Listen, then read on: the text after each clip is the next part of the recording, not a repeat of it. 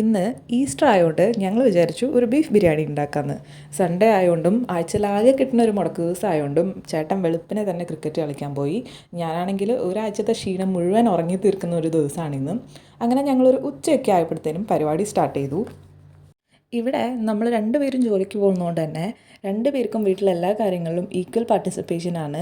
Especially cooking ഞങ്ങൾ ഒരുമിച്ചാണ് എപ്പോഴും ചെയ്യാറ്. നമ്മൾ സ്ഥിരമായിട്ട് കണ്ടുവന്ന ഒരു സിസ്റ്റം പൊളിച്ചെഴുതൽ മാത്രമല്ല, ഇതൊരു മ്യൂച്വൽ റെസ്പെക്റ്റ് കൂടിയാണ്. ഇങ്ങനെ ചെയ്യുമ്പോൾ ഒരു ഗുണം എന്ന് പറഞ്ഞാൽ പണികളെല്ലാം വേഗം കഴിയും ചെയ്യും, രണ്ടുപേർക്കും ഒരുപോലെ റെസ്റ്റ് ടൈം കിട്ടും ചെയ്യും.